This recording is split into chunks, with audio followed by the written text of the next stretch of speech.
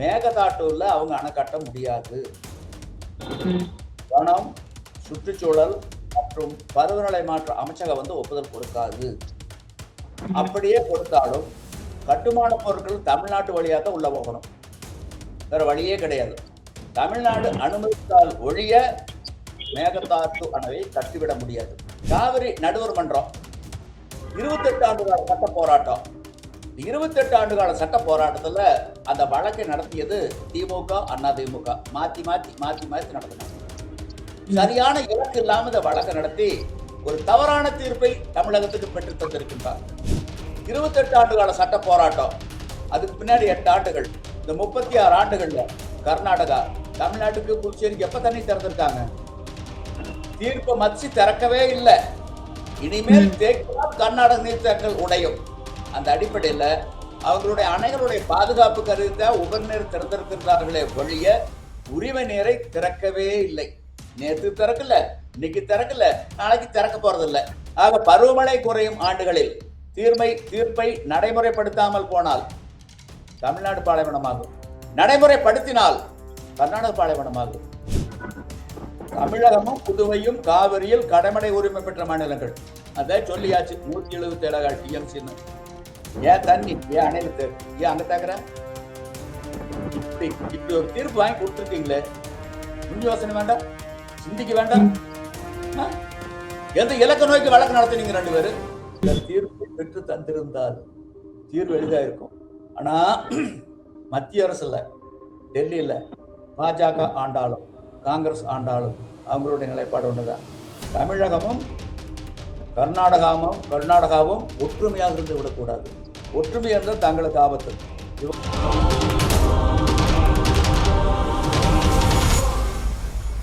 Fourth estate Tamil நேயர்களுக்கு வணக்கம். இன்றைய நேர்காணலில் நம்மோடு இணைந்திருக்கிறார் கல் இயக்கத்தின் தலைவர் திரு நல்லசாமி அவர்கள். வணக்கம் ஐயா. வணக்கம் ஐயா, இன்றைய செய்தி என்ன அப்படின்னா, தமிழக முதல்வர் திரு விஜய் அவர்கள் வருகிற 3ஆம் தேதி கர்நாடக முதல்வரை சந்திக்க போறாரு. இந்த காவேரி தொடர்பாக, அதாவது மேகதாட்டு அணையை கட்டுவதற்கான சில பிரச்சனைகள் போயிட்டு இருக்கிறதுனால சரி பேச்சுவார்த்தை நடத்தலாம் அப்படின்னு இந்த திட்டமிடல் நடந்திருக்கு அப்படின்னு சொல்றாங்க. இந்த முன்னெடுப்பு நல்லதா, எந்த மாதிரியான விளைவுகளை கொடுக்கும்? அதாவது இவங்க தண்ணி கேட்க போறாங்க. ஜூன் மாதம் தண்ணி விட்டுருக்கணும், தண்ணி விடல. 9.1 TMC விட்டுருக்கணும், விடல. ஜூலை மாதம் விட வேண்டிய தண்ணி விடல, இது வரல. அதுக்காக கர்நாடகா போறாங்க. அடுத்து பாத்தீங்கன்னா இந்த மேகதாது அணை, அதுக்காக கர்நாடகா போறாங்க. இப்ப என்னன்னா, இப்போ ஏன் கர்நாடகா போகணும்? இந்த மாதிரி மேகதாட்டு அணை நீங்க சொன்ன மாதிரி பல பிரச்சனைகள் இருக்கு, இதுக்கு தீர்வு காணுவதற்காக போறாரு. மேகதாட்டூர்ல அவங்க அணை கட்ட முடியாது. வனம், சுற்றுச்சூழல் மற்றும் பருவநிலை மாற்ற அமைச்சகம் ஒப்புதல் கொடுக்காது. அப்படியே கொடுத்தாலும் கட்டுமான பொருட்கள் தமிழ்நாட்டு வழியா தான் உள்ள போகணும். வேற வழியே கிடையாது.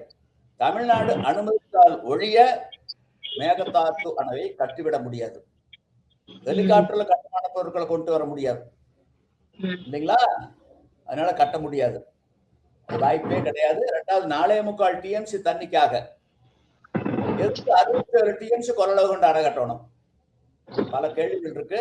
அதனால அது கட்ட முடியாது. ஒண்ணு. இப்ப தண்ணிக்காக போறாங்க இல்லைங்க, ஜூன் மாசம் விட வேண்டிய தண்ணி விடல, ஜூலை மாதம் விட வேண்டிய தண்ணி இதுவரையில விடல. இப்ப கர்நாடகா போறாங்க. எதிர்கட்சி தலைவர் சொன்னாரு, முன்னாள் முதல்வர் எடப்பாடி பழனிசாமி சொன்னாரு, தமிழ்நாடு முதலமைச்சர் கர்நாடக முதலமைச்சரிடம் பேச்சுவார்த்தை நடத்தி தமிழ்நாட்டுக்கு உண்டான உரிமையினரை பெற்றுத்தர வேண்டும் அப்படின்னு சொன்னாங்கல்ல. சரி, இது யாரு தப்பு? நீங்க 2 பேரும் செஞ்ச தப்புதான். திமுக, அதிமுக இந்த 2 கட்சிகளும் கடந்த காலத்தில் செய்த தவறுதனுடைய விளைவு இன்னைக்கு தமிழ்நாட்டினுடைய முதலமைச்சர் கர்நாடகாவுக்கு காவடி நோக்க வேண்டிய ஒரு கேவலமான ஒரு நிலை ஏற்பட்டு போச்சு. இந்த காவிரி நடுவர் மன்றம் 28 ஆண்டுகால சட்ட போராட்டம். 28 ஆண்டுகால சட்ட போராட்டத்துல அந்த வழக்கை நடத்தியது திமுக, அதிமுக மாத்தி மாத்தி மாத்தி மாத்தி நடத்தினாங்க. சரியான இலக்கு இல்லாம இந்த வழக்கை நடத்தி ஒரு தவறான தீர்ப்பை தமிழகத்துக்கு பெற்று தந்திருக்கின்றார். இலக்குங்கிறது இவங்க திறந்தோறும் நீர் பங்கீடு ஒண்ணுதான் சரியான இலக்கு. ஆனா மாதாந்திர அடிப்படையிலான நீர் பங்கீடு என்ற அம்சம் தீர்ப்பில் இடம்பெற்றிருக்கும் வரை கர்நாடகாவினுடைய வடிகாலாகத்தான் தமிழ்நாடு புதுச்சேரி இருக்க வேண்டி வரும்.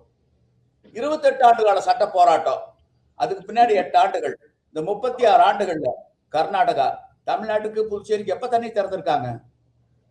தீர்ப்பை மதிச்சு திறக்கவே இல்லை. இனிமேல் தேக்கினால் கர்நாடக நீர்த்தேக்கங்கள் உடையும். அந்த அடிப்படையில அவங்களுடைய அணைகளுடைய பாதுகாப்பு கருதி உபரிநீர் திறந்திருக்கின்றார்களே வழிய உரிமை நீரை திறக்கவே இல்லை. நேற்று திறக்கல, இன்னைக்கு திறக்கல, நாளைக்கு திறக்க போறதில்லை. தீர்ப்பில் இருக்கக்கூடிய தவறுதான் காரணம். எதற்காக தமிழ்நாட்டுக்கும் புதுச்சேரிக்கும் உண்டான உரிமை நீரை கர்நாடக நீர்த்தேக்கங்கள் தேக்கணும்? மேட்டூர் அணைன்னு ஒரு அணை இருக்கல்ல, என்னுடைய தண்ணீர், என்னுடைய உரிமை நீர், அந்த 177 டிஎம்சி என்னுடைய அணையில தேக்குங்க. ஏன் அவங்க அணையில தேக்கி வச்சு எனக்கு கொடுக்க சொல்றீங்க? என்னுடைய உரிமை நீர், எனக்கு வர வேண்டிய பணம் என்னுடைய கணக்கில் போடுங்க. எதுக்கு அவங்க கணக்கில் ஓட்டு எடுத்து கொடுக்க சொல்றீங்க? என்ன நியாயம் அது? தினந்தோறும் நீர் பங்கீடு, கர்நாடக காவிரியில் வரக்கூடிய நீரை தீர்ப்பின் விகிதாச்சாரப்படி தினந்தோறும் பங்கிட்டு என்ன விகிதாச்சாரம்?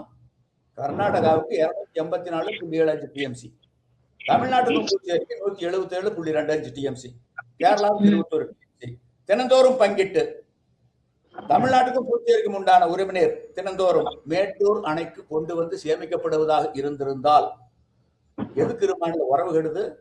எதுக்கு மோதல் வருது? எதுக்கு இறையாண்மை ஒருமைப்பாடு கேள்விக்குறியாகுது? எவ்வளவு தண்ணி வந்தாலும் இன்னைக்கு 483 குடம் தண்ணி அவ்வளவுதான் வருதுன்னு வைங்க. கர்நாடகாவுக்கு 284.25 குடம், தமிழ்நாட்டுக்கும் புதுச்சேரிக்கு 177.25 குடம், கேரளாவுக்கு 21 குடம். கேரளால அவங்களுக்கு அணை இருக்குது, பனசுர சாகர், அங்க தேக்கி வச்சுக்கிறாங்க. தமிழ்நாடு புதுச்சேரி மேட்டூர் அணை தேக்கி வச்சுக்கிறாங்க. தினந்தோறும் பங்கி கொடுத்துட்டா எதுக்கு பிரச்சனை வருது? எது கர்நாடகா தண்ணி கேட்கணும்? கேட்க வேண்டிய அவசியமே இல்லையே. சரி, இதுல நீங்க வந்து திமுகவும் அதிமுகவும் வழக்க வந்து சரியா எடுத்துட்டு போல, அதனாலதான் திரு விஜய் அவர்கள், அதாவது முதலமைச்சர் விஜய் அவர்கள் இங்க கர்நாடகாவுக்கு செல்லக்கூடிய ஒரு நிலை ஏற்பட்டிருக்கு அப்படின்னு சொல்லியிருக்கீங்க. இந்த 2 கட்சிகளும் வந்து என்ன தவறு பண்ணிருக்கு? எப்படி எடுத்துட்டு போயிருக்கணும் இந்த வழக்க? வழக்கு தினந்தோறும் நீர் பங்கீடு என்ற இலக்கை முன்னிறுத்தி இந்த வழக்கு நடத்தப்பட்டு ஒரு தீர்ப்பை பெற்று தந்திருக்க வேண்டும்.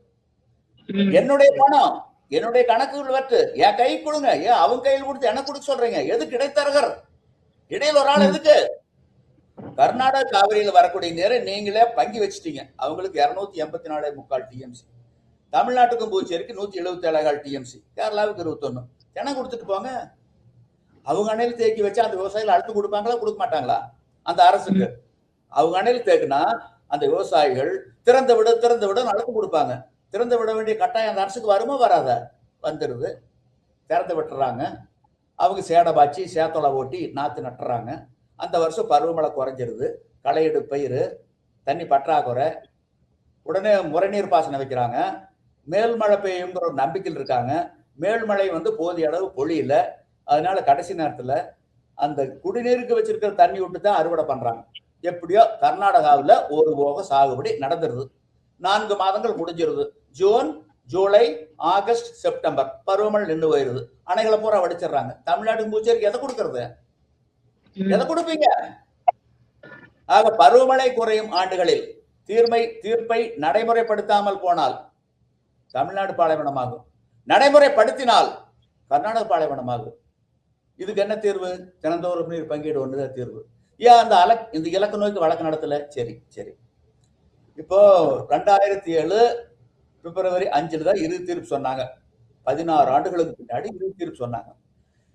அந்த இறுதி தீர்ப்புல என்ன சொல்லியிருக்காங்கன்னா, மாதாந்திர அடிப்படையில் தமிழ்நாட்டுக்கும் புதுச்சேரிக்கும் கர்நாடகா தண்ணி திறக்கணும் அப்படின்னு. ஜூன் மாதம் 10 TMC, July 34 TMC, August 40, September 40, October 22, November 5, December 8, ஜனவரி 3, பிப்ரவரி 2.5, மார்ச் 2.5, ஏப்ரல் 2.5, மே 2.5 இலிகுண்டூர்ல எல்லையில் போகணுங்கிற தீர்ப்பு இல்லையா? தீர்ப்பு. இப்போ தமிழ்நாட்டினுடைய தேவை, குடிநீர் தேவை, பாசன தேவை, பாண்டிச்சேரி அதே மாதிரி அனுசரிச்சு அவங்க தண்ணி கொடுத்துட்றாங்க. தமிழ்நாடு புதுச்சேரியுடைய குடிநீர் தேவை, பாசன தேவை அனுசரிச்சு மாதாந்திர அடிப்படையில கர்நாடகா வந்து அவங்க நீர்த்தாக்கங்களை தேக்கி வச்சு கொடுத்துட்றாங்கன்னு வைங்க. இந்த தீர்ப்பை நடைமுறைப்படுத்துறாங்கன்னு வைங்க. இதுவரை நடைமுறைப்படுத்துறாங்க அப்படின்னு நீங்க வைங்க, ஒரு கணக்கு வைங்க. அப்படி நடைமுறைப்படுத்தும் போது தேவைக்கேற்ப மாதாந்திர அடிப்படையில் கொடுக்கும்போது இந்த கல்லணைக்கும் கர்நாடக நீர்த்தாக்கங்களுக்கும் இடையில மேட்டூர் அணை இருக்க வேண்டிய அவசியம் என்ன? மேட்டூர் அணை எதுக்கு? மாதாந்திர அடிப்படையில கொடுத்துட்றாங்க. தமிழ்நாட்டு புதுச்சேரியினுடைய குடிநீர் தேவை, பாசன தேவைக்கு ஏற்ப கர்நாடகா வந்து கொடுத்துட்றாங்க. அப்படி கொடுக்கும்போது கல்லணைக்கும் கர்நாடக நீர்த்தாக்கங்களுக்கும் இடையில மேட்டூர் அணை இருக்க வேண்டிய அவசியம் என்ன? இந்த கேள்விக்கு என்ன பதில்? எங்கே பதில்? சரி, உங்களை ஒரு கேள்வி கேட்கிறேன். உங்க வீட்டுல எத்தனை பேர் இருக்கீங்க? 4 பேர். 4 பேர் இருக்கீங்க. இப்ப 4 பேர்த்துக்கு காலையில வேணுங்கிற உணவு கொடுத்துட்றோம், மதிய உணவு கொடுத்துட்றோம், இரவு வேணுங்கிற உணவு கொடுத்துட்றோம், 3 வேளை கொடுத்துட்றோம், 365 நாட்களும் கொடுத்துட்றோம். அப்படின்னா வீட்டுல சமையலர் இருக்க வேண்டிய அவசியம் என்ன? எதுக்கு சமையலர் உங்க வீட்டுல? சமையலர் எதுக்கு? அதுதான் 3 வேளை கொடுத்துட்றோம், 365 நாட்களும் கொடுத்துட்றோம். அந்த மாதிரி கர்நாடகா குடிநீர் தேவை, பாசன தேவைக்கு ஏற்ப மாதாந்திர அடிப்படையில் தமிழ்நாட்டுக்கு புதுச்சேரி கொடுத்துட்றாங்க. அப்படி கொடுக்கின்ற பொழுது கல்லணைக்கும் கர்நாடக நீர்த்தாக்கங்களுக்கும் இடையில மேட்டூர் அணை இருக்க வேண்டிய அவசியம் என்ன? இந்த கேள்விக்கு என்ன பதில்? எங்கே பதில்? இதையெல்லாம் அனைத்து கட்சி கொடுத்து விவாதிச்சாங்களா? இல்ல சிறப்பு சட்டப்பேரவை அமர்வுகள் பேசினாங்களா? இல்ல 40 நாடாளுமன்ற உறுப்பினர்கள் ஒரு நாள் பாராளுமன்றத்தில் வாய் திறந்திருப்பாங்களா? சரி, தீர்ப்பு நடைமுறைப்படுத்த முடியலையில்ல, மறுசீரமைப்பு தாக்கல் பண்ணிருக்கணும் இல்ல? ஏன் 2033 வரல காத்திருக்கணும்? ஒரு நடைமுறைப்படுத்த முடியாத ஒரு தீர்ப்பை ஏட்டு சுரக்காய் ஏன் மறுசீராய்வு மனு வந்து தாக்கல் பண்ணல? 2013 நான் ஆதங்கப்பட்டு ஒரு மறுசீராய்வு மனுவை உச்சநீதிமன்றத்தில் தாக்கல் பண்ணேன். உச்சநீதிமன்றம் ஏற்றுக்கொள்ள மறுத்து விட்டது. ஒரு சங்கம் வரக்கூடாது, உங்களுக்கு ஏதாவது பாதிப்பு இருந்தால் உங்களுடைய அரசிடம் போய் முறையிட்டுக் கொள்ளுங்கள். எந்த அரசு காது இருக்குது? திமுகவுக்கும் இல்லை, அதிமுகவுக்கும் இல்லை. செல்வத்துள் செல்வம் செவி செல்வம், அச்செல்வம் செல்வத்துள் எல்லாம் தலை. அந்த செல்வம் 2 அரசுக்கு இல்லை. இப்படி ஒரு தவறான தீர்ப்பு வாங்கி கொடுத்து போ கர்நாடகாவுக்கு போ, காவிரி தூக்கிட்டு போய் கெஞ்சிட்டு வா, கெஞ்ச வேண்டிய நிலைமை ஏன் ஏற்பட்டது? தீர்ப்பு தவறுதான் காரணம்.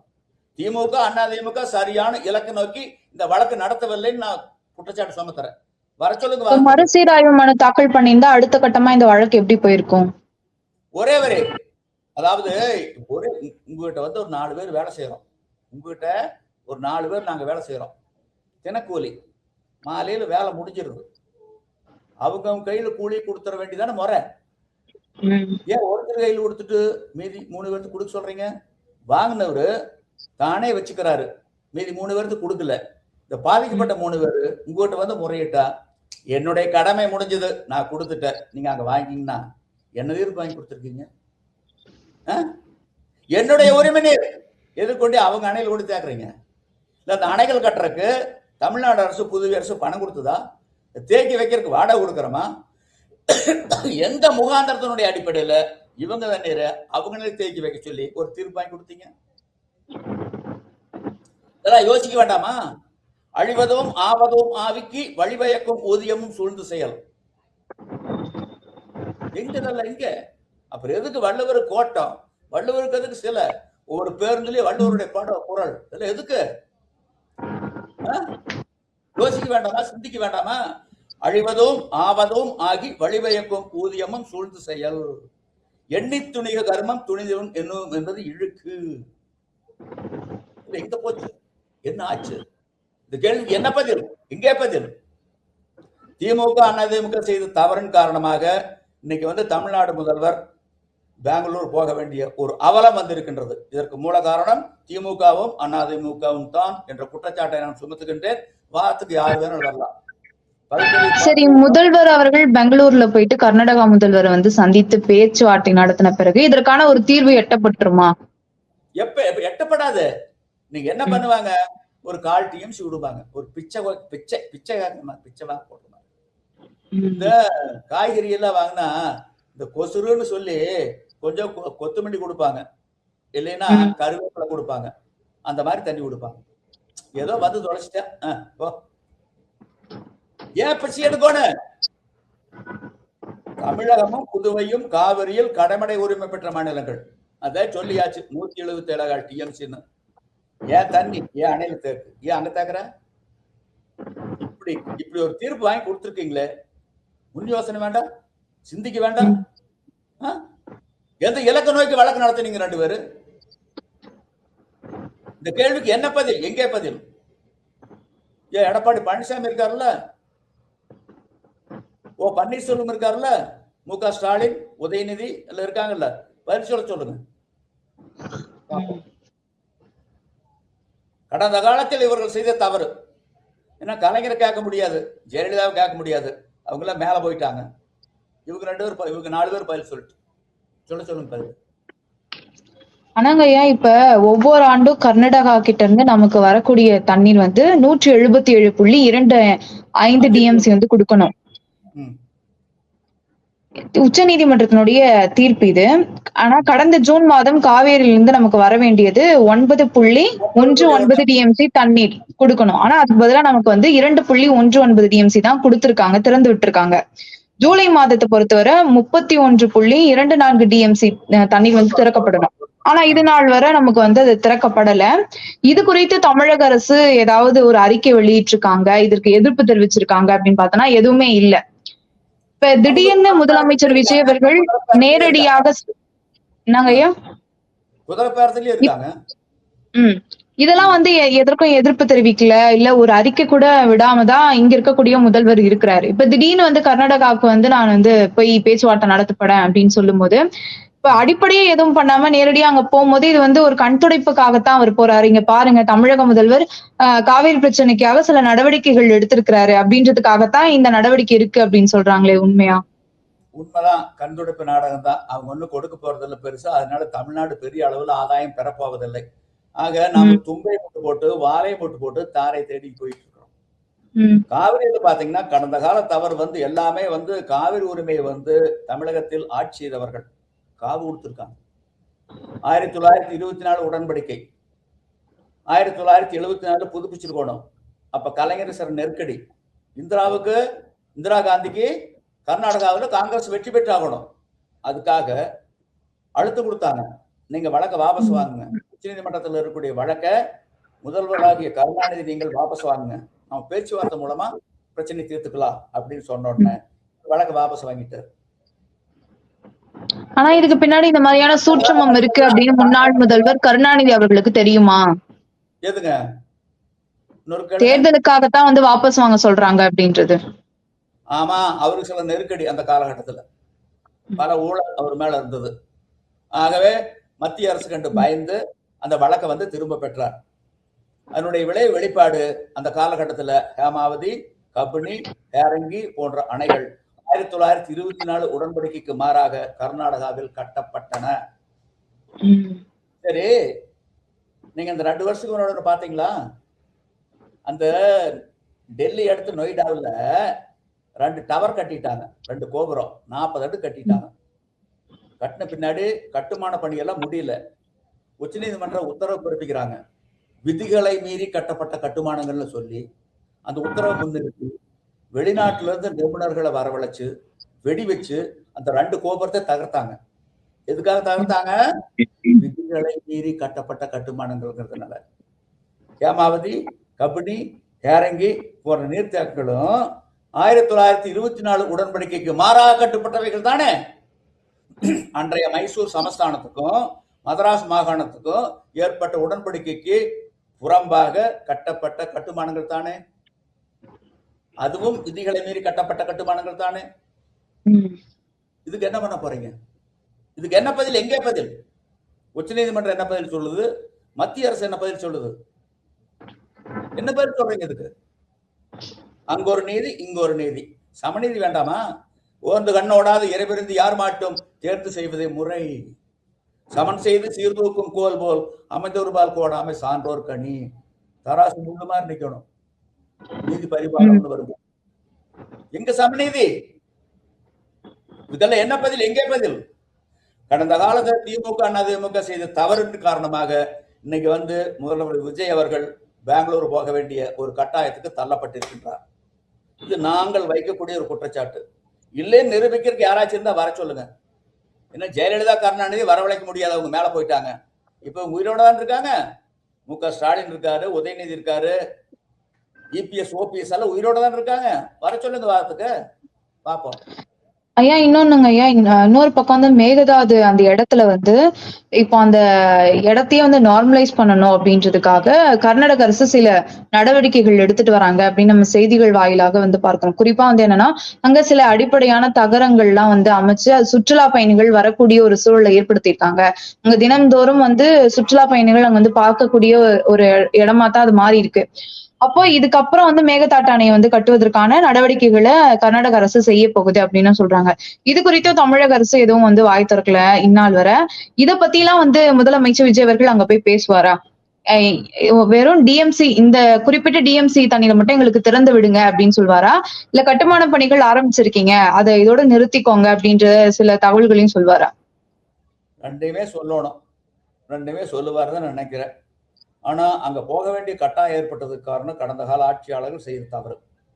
நீங்க மேகதாட்டு கட்டவே முடியாதுங்க மேடம். தமிழ்நாடு வழியா தான் கட்டுமான பொருட்களை கொண்டுட்டு போக முடியும், வேற வழி கிடையாது. நீங்க அங்க எல்லாம் வந்து வனம், ரிசர்வ் ஃபாரஸ்ட், மத்திய அரசனுடைய கட்டுப்பாட்டில் இருக்கக்கூடிய சரணாலயம், அங்க பாதை அமைக்க முடியாது. அது தமிழ்நாடு வழியா தான் கட்டுமான பொருட்கள்லாம் கொண்டுட்டு போக முடியும், வேற வழியே கிடையாது. அது தமிழ்நாடு வந்து அனுமதிச்சா தான் கட்ட முடியும், அதனால கட்டவே முடியாது, வாய்ப்பே இல்ல.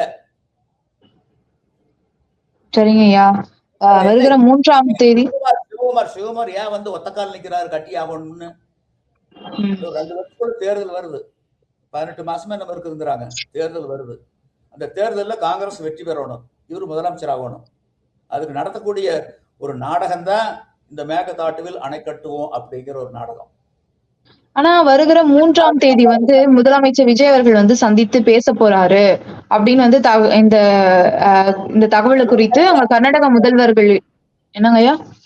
விவசாயத்துறை அமைச்சர் சொல்லியிருக்காரு. இல்ல, தகவலை விவசாயத்துறை அமைச்சர் தான் சொல்லியிருக்காரு. அத நான் கேட்கலங்க ஐயா. நான் என்ன கேக்குறேன்னா, இந்த தகவல் குறித்து டி.கே. சிவகுமார் அவர்களிடம் வந்து கேட்கப்படுது. அப்ப யார் வேணா வந்து பேச்சுவார்த்தை நடத்தட்டும், நாங்க வந்து அந்த பேச்சுவார்த்தைக்கு என்ன பேசுறாங்களோ அதை நாங்க கேட்கிறோம் அப்படின்ற மாதிரி சொல்லியிருக்கிறாரு. இப்ப தன்னுடைய நிலைப்பாட்டுல இருப்பாங்க அப்படின்றது இது மூலமா புரிஞ்சுக்கலாமா எப்படி? நீங்க அவங்க எல்லாம் வந்து அவங்களுடைய நிலைப்பாடு என்ன தெரியுங்களா? எங்களுக்கு பார்த்தா உங்களுக்கு, எங்களுக்கு பார்த்தா உங்களுக்கு, எங்களுக்கே குடிநீர் இல்ல, எங்களுக்கே பாசன நீர் இல்ல, உங்களுக்கு எப்படி கொடுக்க முடியும்? இந்த பதில் தான் சொல்லுவாங்க. இதுக்கு காரணம் தீர்ப்பில் இருக்கக்கூடிய தவறுதான் காரணம். தினந்தோறும் நீர் பங்கீடு என்ற அம்சம் தீர்ப்பில் இடம்பெற்றிருந்தால், தினந்தோறும் தமிழ்நாட்டுக்கும் புதுச்சேரிக்கும் உண்டான உறவு நீர் மேட்டூர் அணைக்கு கொண்டு வந்து சேமிக்கப்படுவதாக இருந்திருந்தால், எது கர்நாடகாவுக்கு காவிரி துவக்க வேண்டிய ஒரு அவலம் வருது? எதுக்கு கேட்க வேண்டிய ஒரு நிர்பந்தம் வருது? தேவகவுடா வந்தார்ல கடந்த வாரத்துல திருநள்ளாறு, என்ன சொன்னாரு? எங்களுக்கே குடிநீருக்கு தண்ணி இல்ல, குடிநீருக்கு பற்றாக்குறை, எப்படி கொடுக்க முடியும்? நீங்க எவ்வளவு வந்தாலும் சரி, பங்கு எங்க பங்கு இருக்கல, இல்ல எங்க பங்கு விடுங்க, எங்க ஷேர் விடுங்க. உங்களுக்கு 284.75 டிஎம்சி, எங்களுக்கு 177.25 டிஎம்சி. தேக்கு நீர்ல எங்க நீர் இருக்கல்ல, எங்க நீரை உங்க நீர் கேக்குறீங்க, மேட்டூர் அணைக்கு அனுப்புங்க. இந்த தீர்ப்பை பெற்று தந்திருந்தால் தீர்வு எளிதா இருக்கும். ஆனா மத்திய அரசுல, டெல்லியில பாஜக ஆண்டாலும் காங்கிரஸ் ஆண்டாலும் அவங்களுடைய நிலைப்பாடு ஒண்ணுதான். தமிழகமும் கர்நாடகாவும் ஒற்றுமையாக இருந்து விடக்கூடாது. ஒற்றுமை இருந்தால் தங்களுக்கு ஆபத்து. இவங்க சண்டை போட்டுக்கிட்டே இருக்கணும், மேல இருந்து பஞ்சாயத்து பண்ணிட்டே இருக்கணும், ஆளுமை குறையக்கூடாது. அவனுடைய வெளிப்பாடு தான் தீர்ப்பு, காவிரி தீர்ப்பு. பிரித்தலும் பேணிக்கொள்ளலும் பிரிந்தார் போறுதலும் வல்லது அமைச்சு. ஒரு அமைச்சனுக்கு இலக்கணம் சொல்லும் போதே அதான் வள்ளுவர் சொல்றாரு, அதான் நடைமுறைப்படுத்துறாங்க. இப்படி நடைமுறைப்படுத்தினா இது வந்து வெளிநாடுகள்ல வேணா இந்த பிரித்தாளும் சூழ்ச்சியை வந்து நடைமுறைப்படுத்தலாம். ஆனா உள்நாட்டுல பிரித்தாளும் சூழ்ச்சியை வச்சு இவங்க விளையாடினாங்கன்னா என்ன தெரியுங்களா? நாடு 1990ல சோவியத் சோசலிச குடியரசு எப்படி சிதறுண்டு போனதோ அந்த நிலை இந்தியாவுக்கும் வரலாம். சரிங்க ஐயா, பார்க்கலாம். முதல்வர் மூலமாக ஏதாவது ஒரு தீர்வு கிடைக்குதா, இல்ல குறைந்தபட்சம் நமக்கான நீதி கிடைக்குதா அப்படின்றத பார்க்கலாம். நன்றி. நல்லது நடந்தால் வரவேற்போம்.